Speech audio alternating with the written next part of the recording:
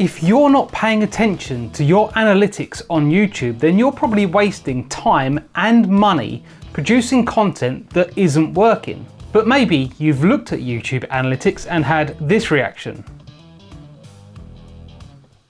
Today, I'm going to walk you through my top 3 analytics that you need to pay attention to grow your YouTube channel.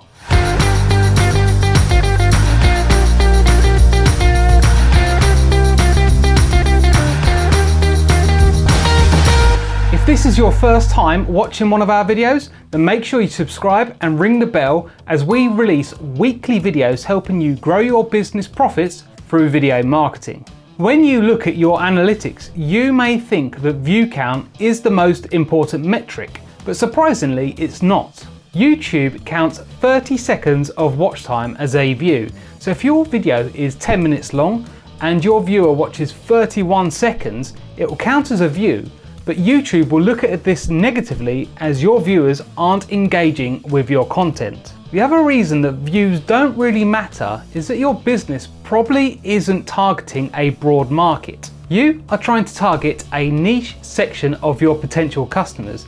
That could be clients in a certain area or of a certain age range or gender. For example, I never expect this channel to grow to a huge size with millions of views, and that's okay. I want to reach business owners and marketers in the southeast of England who want to grow their business using video marketing. And there are only so many people that match these criteria. So what should you be paying attention to?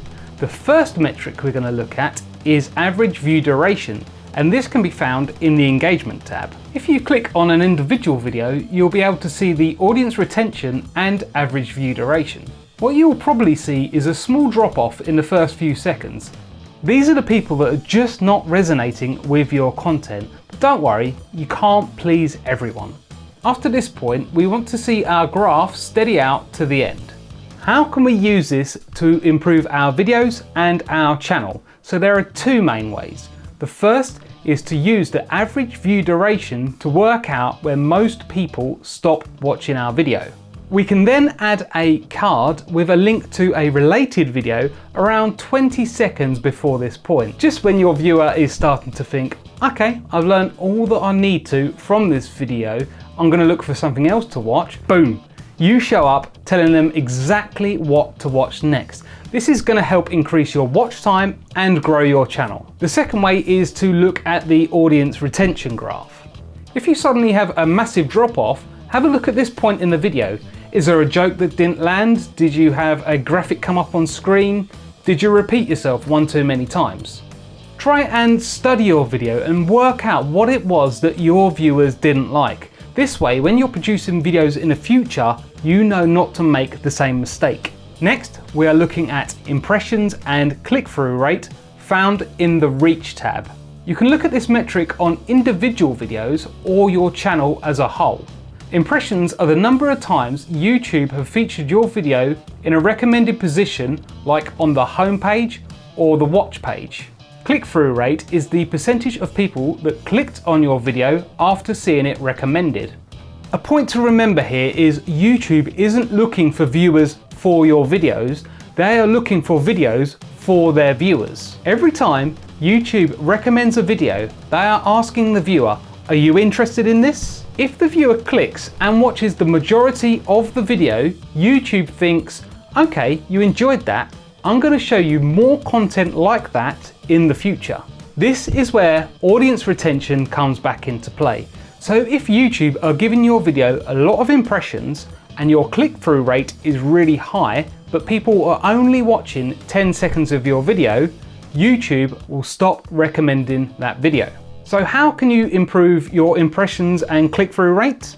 It all starts with your title and thumbnail. You need to create a thumbnail that is eye-catching and tells your viewer exactly what they're going to learn by watching the video. Try and make it bright and colourful, as this naturally draws a person's eye. Keep changing and testing your thumbnails, and you can change things like your background, whether your face is in it, how many words it contains, the font or the colour of the font. As you change each element, keep track of what effect it has on your click-through rate. If it goes up, change all your thumbnails to this new format. If it goes down, change it back to the old thumbnail or try something new. The only way to get more impressions is by getting a better click-through rate and improving your audience retention. So have a look at the tips I gave you at the start of this video. Bonus tip, don't make your thumbnail and title completely unrelated to the subject of your video. If your title and thumbnail aren't related to the content of your video, then people will stop watching straight away and YouTube will stop recommending your content. The last metric we're going to look at today is traffic source, and you can find this back in the Reach tab. Again, you can look at this for individual videos or across your whole channel. Traffic source tells you exactly where your views are coming from. You can get an instant breakdown of how your viewers found your video on YouTube and how much traffic came from outside of YouTube. Below this, you can see which websites your traffic came from. There are a couple of ways that you can use this information. Either see where you're getting the most traffic from and concentrate more time and effort there, maybe pay a little money for advertising, or you can see where you're getting the least traffic and cut that source out, saving you time and money. As your channel grows, you will rely less and less on external traffic, and YouTube's algorithm will do most of the work for you. You will know when your channel is growing when you start to get more traffic internally than externally.